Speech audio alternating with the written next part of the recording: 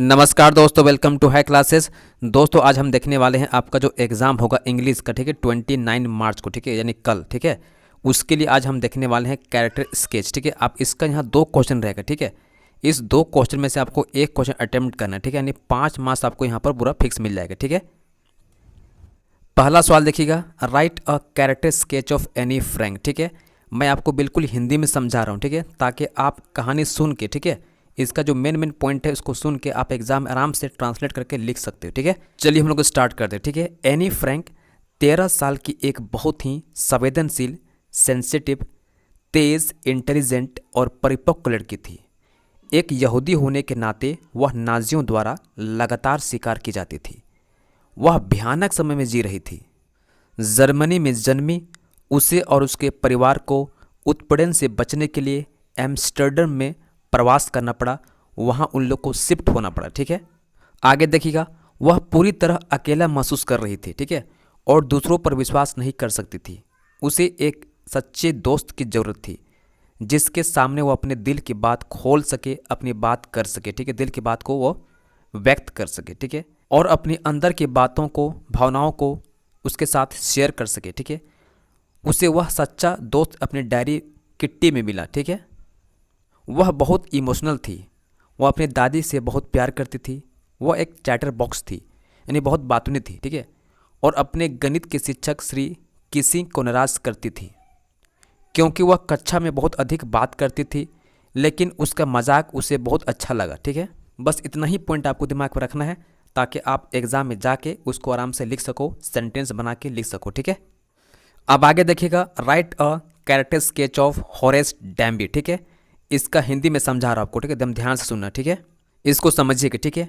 Horace डैम्बी एक अच्छा और इज्जतदार नागरिक था, बहुत ही गुड था और बहुत ही रिस्पेक्टेबल सिटीजन था, ठीक है। वह लगभग 50 वर्ष का था, लेकिन वह अविवाहित था, शादी नहीं किया था, ठीक है। वह ताले बनाने का काम करता था। वह अपने व्यवसाय में, अपने बिजनेस में बहुत सफल था, बहुत ही सक्सेसफुल था। इन सभी गुणों के बावजूद, इन सभी क्वालिटीज़ के बावजूद वह पूर्ण रूप से ईमानदार नहीं था, ठीक है, उनकी ऑनेस्टी इसमें नहीं था, ठीक है। वह एक बार जेल भी जा चुका था, इसलिए वह जेल जाने के विचार से घृणा करता था, नफरत करता था, ठीक है। वह दुर्लभ यानी कि स्कैर्सिटी, ठीक है, और कीमती पुस्तकों से प्यार करता था। नहीं, जो बहुत किताब कीमती था, दामी किताब था, उससे उसका लगाव हो गया था, ठीक है। वह पुस्तकें खरीदने के लिए पर्याप्त धन प्राप्त करने के लिए हर वर्ष एक तिजोरी तोड़ता था, ठीक है। आगे समझिएगा, वह बहुत सावधानी से काम करने वाला चोर था, ठीक है, ऐसा वैसा चोर नहीं था, बहुत एकदम आराम से काम करता था, ठीक है, बहुत चालाकी से काम करता था। वह अपने काम की अच्छे ढंग से पहले प्लानिंग करता था, ठीक है। तिजोरी लूटते समय वह बहुत सावधान रहता था। वह दास्ताने पहनता था, ठीक है, और अपराध के स्थान पर अंगुलियों के निशान नहीं छोड़ना चाहता था, ठीक है, बहुत चालाक और शातिर था। क्योंकि वह ताले बनाने का काम करता था, इसलिए तिजोरी तोड़ना उसके लिए बहुत आसान काम था, ठीक है। एक बार एक युवा महिला ने उसे धोखा दिया। उस युवा महिला ने मकान मालिक की पत्नी होने का दिखावा किया, जबकि वह भी एक चोर थी, ठीक है। उसने सारे आभूषण उस युवा महिला को दे दिए और सारे कमरे में अपनी उंगलियों के निशान छोड़ दिए, अतः वह गिरफ्तार करके जेल भेज दिया गया। अब वह चोरों के बीच वफादारी के विचार को पसंद नहीं करता था। इतना सा स्टोरी आपको दिमाग में रखना है, ठीक है, और आराम से आप इसको इंग्लिश में ट्रांसलेट करके लिख लोगे, ठीक है, कोई टेंशन नहीं है।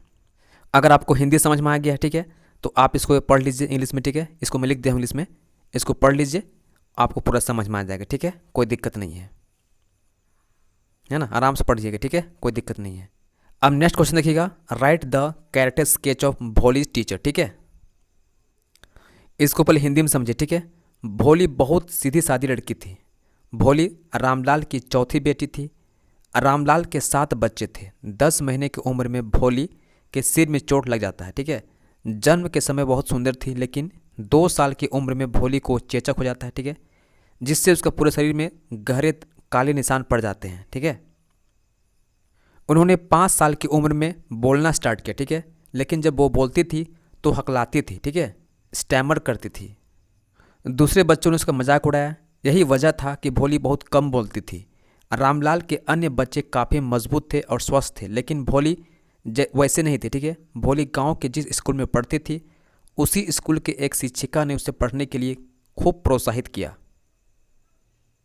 उसके अंदर खूब आत्मविश्वास पैदा कर दिया, उसे बोलना सिखाया, उसे समाज में हो रहे बुराइयों से आवाज़ उठाना सिखाया। शिक्षक ने भोले के कैरेक्टर को बदल दिया और उसे और अधिक विश्वसनीय बना दिया। ठीक है, इतना सा आपका स्टोरी दिमाग में रखना है। ठीक है, और उसको आराम से जाके लिख सकते हो इंग्लिश में। ठीक है, अब इसका इंग्लिश यहाँ पे लिखा है। ठीक है, आराम से उसको देखिएगा, पढ़ लीजिएगा आराम से। ठीक है, कोई दिक्कत नहीं है, यहाँ तक आपको लिखना है। ठीक है, ख़त्म कर देना लिख के। ठीक है ना, चलिए अब नेक्स्ट आते हैं हम लोग कैरेक्टर स्केच ऑफ ऑजेबल का। ठीक है, ऑजेबल एक चतुर बुद्धिमान व्यक्ति था जो एक विशेषज्ञ गुप्त एजेंट था, स्पाई था। ठीक है, वह मोटा और मैला था। वे अमेरिकी लहजे में बोलते थे जो 20 साल पहले बोस्टन से लाए थे। ठीक है, आगे समझिएगा। वह फ्रेंच और जर्मन बोल सकता था, लेकिन संभवतः वह एक जासूस था, स्पाई था जो जासूसी और खतरे से निपटता था। उसके पास एक बहुत ही महत्वपूर्ण पेपर था जिसके लिए कई पुरुषों और महिलाओं ने अपनी जान जोखिम में डाली थी, और मैक्स भी उस पेपर के लिए आया था। वह तेज तर्रार था और दिमाग की एक बड़ी उपस्थिति थी। ठीक है, मैक्स को बेवकूफ़ बनाने के लिए उसने पुलिस की कहानी और बालकनी की कहानी गढ़ी। ठीक है, एकदम झूठा कहानी बनाया था। कहानी इतना विश्वसनीय था, इतना विश्वास योग्य था कि मैक्स खिड़की से नीचे कूद गया। एक पल के लिए भी उन्हें नहीं लगा कि यह मनगढ़ंत कहानी हो सकती थी। ठीक है, दूसरे शब्दों में वह मैक्स के लिए काफ़ी खतरनाक साबित हुआ। हालांकि जब उसने फाउलर से बात की तो उसका सेंस ऑफ ह्यूमर बहुत अच्छा था। ऑजेबल ने मौके पर ही अपने दिमाग की मौजूदगी से बेहद मजाकिया और मनगढ़ंत कहानियाँ बनाई। ठीक है, एकदम बना बनाया कहानी से बना के उसको ढकेल दिया। ठीक है, गड्ढे में ढकेल दिया समझो।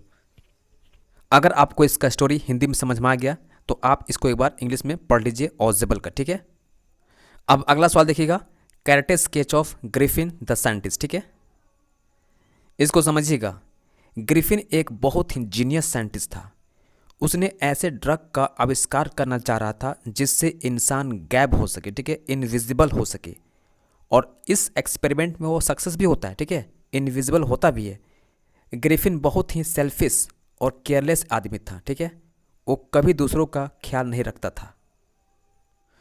उसे दूसरों को परेशान करने में काफ़ी मज़ा आता था। ठीक है, ग्रिफिन बहुत कड़ी मेहनत करके उस ड्रग्स का इजाद कर चुका था जिससे इंसान गायब हो सकता है, इनविजिबल हो सकता है। ठीक है, लेकिन बात यह थी ग्रिफिन उसका दुरुपयोग कर रहा था। ठीक है, लेकिन ग्रिफिन अपने इनविजिबिलिटी का दुरुपयोग कर रहा था क्योंकि वह दूसरों को परेशान कर रहा था, मार रहा था, लूट रहा था। ठीक है, चोरी करता था, सब कुछ कर रहा था। ठीक है, अगर ग्रिफिन अपने इनविजिबिलिटी का उपयोग ह्यूमैनिटी के लिए करता, ठीक है, मानवता के लिए करता, तो कितना फ़ायदा होता। ठीक है, लेकिन ऐसा उन्होंने कभी नहीं किया। तो आपको इसी तरह कुछ फैक्ट, ठीक है, दिमाग में स्टोरी बना कर रखिए ताकि अगर आपके बोर्ड एग्जाम में यह क्वेश्चन आता है तो आप उसे कुछ ना कुछ लिख सको। ठीक है, और 5 मार्क्स से कम 2.5-3 मार्क्स ले सको। ठीक है, और दोस्तों लास्ट में, ठीक है, कम से कम एक बार आप लेंचो का, ठीक है, और अनिल का जो कैरेक्टर है देख लीजिएगा। ठीक है, ये भी बहुत इंपॉर्टेंट है। ठीक है ना दोस्तों, अगर आपको वीडियो अच्छा लगा होगा तो प्लीज़ लाइक कीजिएगा, शेयर कीजिएगा और चैनल को सब्सक्राइब कर लीजिएगा। ठीक है, चलिए मिलते हैं नेक्स्ट वीडियो में। धन्यवाद, जय हिंद।